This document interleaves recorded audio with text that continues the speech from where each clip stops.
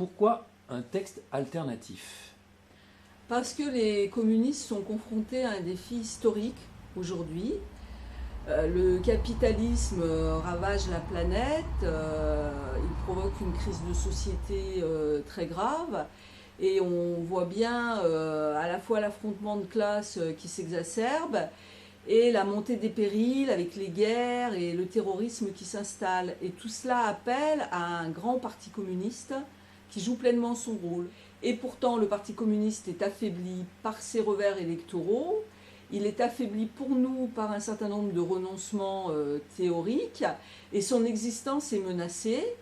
Et c'est pourquoi nous pensons qu'un examen stratégique est indispensable parce qu'il faut revisiter nos positions de ces 20 dernières années. Or, la base proposée par le Conseil national n'ouvre pas du tout ce débat stratégique. Et donc, comme nous pensons indispensable de l'ouvrir, dans un esprit de débat fraternel, nous avons écrit ce texte alternatif, Unir les communistes, le défi renouvelé du PCF. Mais si on parle du Congrès, il y a plusieurs choses à dire. D'abord, d'une part, c'est que on assiste pour la première fois, et c'est historique, à la division d'un parti, une direction d'abord, qui apparaît divisée, puisque une partie de sa direction propose un texte qui est un peu un texte à traque-tout, puisqu'il part du principe qu'il faut rallumer le front de gauche. Pourquoi pas, mais bon, j'y vois quand même l'idée principale derrière tout ça de métamorphose qui s'y glisse, celle qui considère qu'il faut une adhésion directe à une organisation qui est extérieure au Parti communiste français, c'est-à-dire qui est la négation même de la souveraineté des communistes et de leur choix. Donc, un texte qui est un piège, celui d'une partie de la direction, l'autre qui ne propose que les primaires, eh bien nous, c'est ni primaire ni effacement du Parti communiste. Nous pensons justement que l'avenir, il se pose par rapport à un bilan. On ne peut pas parler d'avenir sans porter le bilan des choix stratégiques de ces dernières années. Or, les choix stratégiques de ces dernières années, c'est d'abord un affaiblissement du Parti communiste, qui est une réalité concrète, qui peut se vérifier par les résultats électoraux. Comme disait Lénine fort bien, les faits sont têtus. Et on peut, chacun des communistes, vérifier que les résultats de la stratégie du parti ne sont pas probants, et au contraire, ils portent un affaiblissement.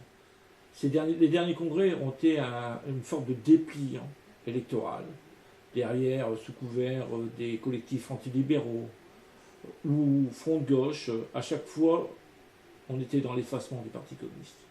Donc l'équation, moi je pense, si on veut rassembler la gauche, et il faut rassembler la gauche, mais sur des bases concrètes, sur des bases autour de ce que nous disait Gattaz dans les années 80, le père Gattaz, parce qu'on a des oligarchies familiales.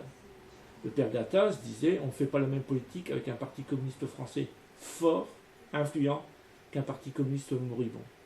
L'affaiblissement du Parti communiste français s'est traduit en fait par un affaiblissement de sa propre lutte idéologique sur le développement de ses thèses. Et cet affaiblissement a laissé le champ libre au système capitaliste pour développer lui-même sa propre idéologie et via tous les systèmes d'information, les médias qui sont entièrement en sa possession, pour en fait faire avancer l'idée que seul le système capitaliste est la solution de la société en fait, c'est le seul système viable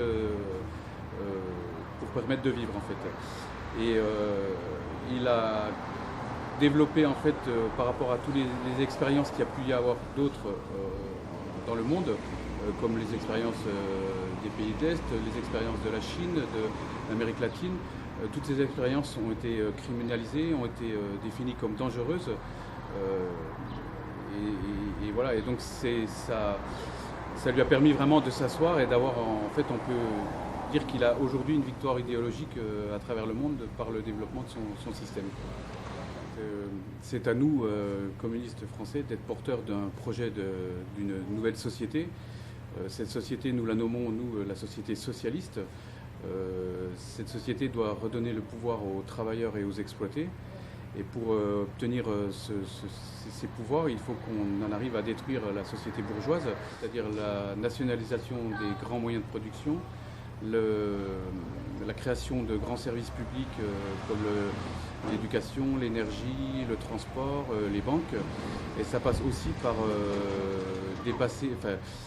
abandonner tous les grands traités existants qui gèrent le système capitaliste actuel et contrer la création des futurs projets comme le traité en cours transatlantique, des échanges commerciaux transatlantiques. Donc nous devons aller vers la libération de toutes les aliénations de la société actuelle. Nous devons aller aussi vers la gestion des ressources naturelles de la Terre pour aller vers une société meilleure aller vers une société meilleure. Nous devons aussi travailler à la paix dans le monde entier. C'est cette perspective que nous devons apporter aux gens pour qu'en se structurant, ils s'emparent des combats nécessaires pour aller vers la société socialiste. Et c'est la raison pour laquelle je vote pour ce texte. Il faut que ça parte du bas pour que ça remonte vers le haut. Donc c'est comme si c'est le peuple qui décide. La vie de tous les jours déjà, meilleur salaire, c'est évident. Pouvoir se soigner sans dire oh, je suis obligé de couper d'à côté. Pouvoir se soigner, s'éduquer, c'est un truc, c'est la base, c'est la base. C'est la base, après on peut développer autre chose. Oui. C'est la base, il faut que ce soit l'État. Donc l'État c'est le peuple, oui, logiquement. Après la Constitution c'est ça. C'est l'État qui doit gérer tout ça. Justement pour éviter que certaines personnes se gavent oui. Et d'autres crèvent la faim. Oui, oui. Et ça c'est tout le monde sur le même pied d'égalité. Nationalisation des systèmes bancaires, déjà ça. Nationalisation des systèmes de production. Nationaliser, c'est l'État qui gère. Voilà. Et pas garder quelques actionnaires qui se gavent en milliards alors que d'autres crèvent la faim, crèvent la dalle à côté. Non, c'est pas possible, une société comme ça. Non. Et là, c'est la rupture complète. C'est pas réformer, c'est rupture. C'est une évidence, parce que là, la motion que je défends, c'est quand même la survie du parti qui est en jeu. Parce que la survie du parti, c'est quand même depuis 1920, c'est quand même le seul parti en France qui se bat aux côtés de la classe ouvrière, il ne faut pas l'oublier. C'est quand même été le parti de la résistance, le parti qui a créé le CNR aussi. La crise profonde du système capitaliste pèse sur le développement des luttes. Les politiques qui ont été menées par Sarkozy, par Hollande, amènent les Français à se détourner de la politique. Pourtant, on voit que l'affrontement de classe s'aiguise. On le voit avec les luttes sociales, pour certaines victorieuses, les femmes de ménage dans les grands hôtels, les fralibles, les pile-pas, des luttes beaucoup plus dures, comme avec les Gourdior et comme avec Air France. La puissance du mouvement aussi contre la loi El Khomri, loi qui est dictée par l'Europe, qui est appliquée par un gouvernement socialiste, c'en est l'illustration aussi. Alors, le texte Unir les communistes propose que le PCF ne soit pas prisonnier des institutions et qu'il mette toutes ses forces dans les luttes et dans les rassemblements. Donc pour moi, ça devrait être une priorité au PCF, car plus le mouvement pour retirer le projet de loi El Khomri sera fort, plus les idées du Front National reculeront. Nous, communistes, nous consacrons beaucoup d'énergie, de temps, d'efforts à ce que les luttes, toutes les luttes de classe, vivent, convergent et gagnent. Un des plus grands reculs de ces dernières décennies, idéologique et politique, c'est bien l'affaiblissement rapide des liens entre les syndicalistes et le Parti communiste français. C'est pourquoi le Parti communiste français doit revenir sur ses fondamentaux. Il est nécessaire, en lien avec les luttes actuelles, de résoudre cette question. Le texte « Unir les communistes » appelle à un débat dans ce sens, et c'est très important. Le Parti communiste français doit entendre que ces luttes sociales intègrent des dimensions politiques profondes, radicales et révolutionnaires. Dans nos quartiers, on a de plus en plus de gens qui se retrouvent au chômage. Et là, le parti, justement, demande que ce soit vraiment un plan Marshall contre le chômage, quoi. Il faut effectivement que le chômage soit pratiquement criminalisé. Il faut que les entrepreneurs et les entreprises, malgré les difficultés, remettent quand même l'humain et non pas les actionnaires toujours à l'avant. Pourquoi je soutiens justement unir les communistes, c'est parce que justement, dans notre quartier, on a toujours eu le parti communiste qui était derrière les habitants. En animant les quartiers, à travers des structures comme on a toujours sur notre quartier des cellules où les gens sont invités à venir discuter, à venir parler des projets et de quelle manière il faudrait l'apporter. Donc la cellule est là, elle vit, peut-être beaucoup moins qu'il y a 10 ou 15 ans, mais elle vit toujours et elle est toujours prête à aider. Hein. Et puis le dialogue qui est fait dans ces cellules, c'est un dialogue qui parle aux personnes du quartier. Et aussi une autre chose, c'est justement en lien avec la question des cellules, ce qui est dommage aussi, c'est qu'au dernier congrès, on est voté les 3/4 et on est sorti des 4/4. Donc du coup, ces cellules qui meurent, c'est aussi toute la base du parti qui meurt. Aujourd'hui, dans tout un tas d'organisations, on pense qu'il faut arriver à avoir des militants. En tuant les cellules, c'est très compliqué, ça sera très compliqué d'avoir des militants aussi, quoi. Après, il y a une autre chose aussi qui me plaît toujours dans ce texte, c'est la question de la formation. Dans ce texte-là, on parle de la formation des nouveaux adhérents, on parle de la formation, d'une vraie formation politique pour revenir aux bases du parti, quoi. C'est vraiment des choses dans lesquelles je me retrouve. Une autre chose importante qui apparaît dans ce texte, c'est le bilan aujourd'hui de cette structuration. C'est combien est-ce qu'il nous reste de cellules dans les villes, combien est-ce qu'il nous reste de sections, de fédérations qui fonctionnent, est-ce que les élus reversent, est-ce que le nombre exact de militants, où est-ce qu'on en est dans les cotisations, etc. Vraiment, comment est le parti aujourd'hui, quoi. C'est vraiment une question qui sort de ce texte-là et qui ne sort pas ailleurs, quoi. C'est la vraie structuration du parti tel qu'elle est. Moi je soutiens ce texte parce qu'effectivement c'est un texte qui demande une analyse et un bilan de la stratégie des 2 dernières décennies. Une stratégie alors sur le contenu effectivement, mais également sur la stratégie électorale. Et je crois que c'est important aujourd'hui de faire le bilan des villes que nous avons perdues et pourquoi nous les avons perdues et sur quelles alliances, mais pas uniquement, aussi sur quel contenu.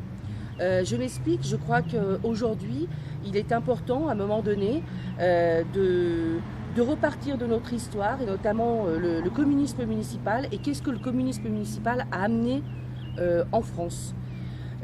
Par exemple, si je prends le premier service de France de l'enfance qui a été créé, il a été créé à Vénissieux, dans une ville communiste. Et je crois que les nouveaux adhérents et la population doivent savoir tout ce que le communisme municipal a porté dans ce pays. Et c'est pour ça que c'est important de regagner des villes, parce que c'est un point d'appui pour les populations. Là encore, quand nous nous battons sur certains sujets, je pense notamment, parce que je vais passer certainement dans pas très longtemps au tribunal administratif, par rapport à mes arrêtés contre les expulsions locatives, les coupures d'énergie et les saisies immobilières. Avant, nous étions dans le département, nous étions 4 à nous battre et aujourd'hui, je suis seule devant les tribunaux. Donc on voit bien que le poids n'est pas le même et dans le pays, par exemple, nous sommes signataires, nous sommes 29 signataires d'une motion que nous portons au ministre et ces maires communistes qui prennent aussi des arrêtés, nous sommes 11 à prendre des arrêtés, c'est important. Et on voit bien que si nous étions un certain nombre à porter ces choses-là, et ben ça change aussi la donne. Je pense que le Front National est une forme moderne justement du fascisme à l'époque de la mondialisation. Et il est utilisé comme un leurre, où il est présenté, mais en apparence seulement, comme une organisation qui se voudrait décomplexer. Mais en même temps, il constitue une sorte de repoussoir qui est utilisé par le système capitaliste. Et justement, ça permet au capital de recomposer sa politique et de mieux servir ses intérêts. Le Parti socialiste actuellement a une responsabilité justement à favoriser l'extrême droite et on peut dire que depuis les années 30, c'est la 5e fois de son histoire justement qui doit porter cette responsabilité-là de faire le livre de l'extrême droite. Et justement, on peut citer l'exemple, à chaque élection, le Parti socialiste appelle à un soi-disant front républicain.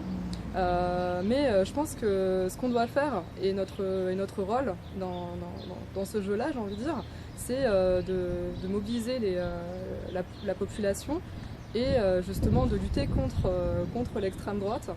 Lutter contre l'extrême droite qui ne s'arrête pas qu'au Front National, c'est aussi lutter surtout contre le système capitaliste, que ce soit en France et dans le monde, pour ne citer comme exemple l'Ukraine avec Svoboda ou la Syrie avec Daesh. Donc voilà, donc pour rebondir sur ce texte, lutter contre le Front National, ça doit être une bataille qui doit être posée avec des bases qui sont solides, qui doivent être solides. Et comme le disait Marx, celui qui ne connaît pas l'histoire est condamné à la revivre. La France est en train de réintégrer pleinement l'OTAN. Et c'est un danger. Un danger pour la France, un danger pour la classe ouvrière française, la classe ouvrière des autres pays. L'OTAN, surtout aujourd'hui dans une Europe qui, il faut le rappeler quand même, a été fondée par des banquiers, Schuman, Monnet, qui soumet une dictature du capital, malgré que ce soit des régimes qu'on dit démocratiques ou bourgeoises, il y a danger quand même. C'est le bras armé du capitalisme. On ne peut pas traiter les problèmes internes de la France sans parler aussi des problèmes qui sont dépendants de l'Europe telle qu'elle est construite actuellement.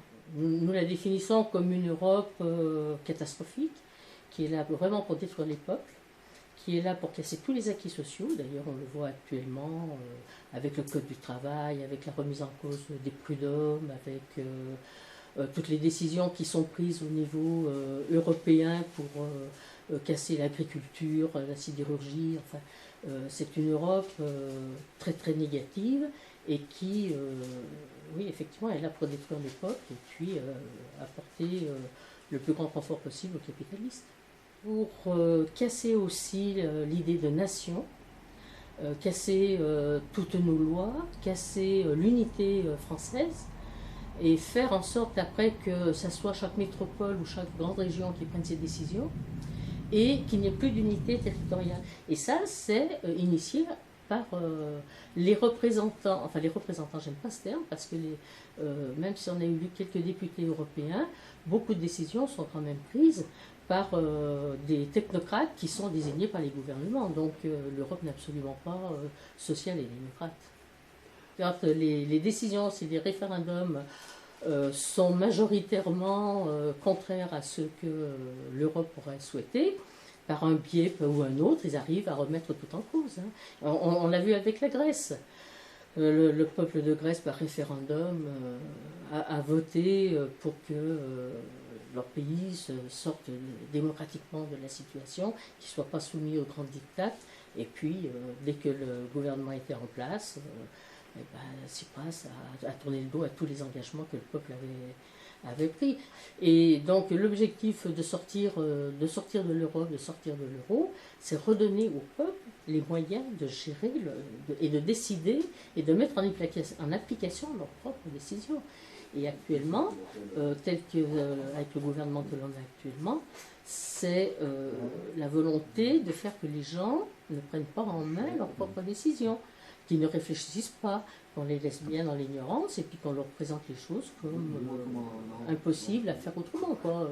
On assène comme une vérité que l'Europe est incontournable.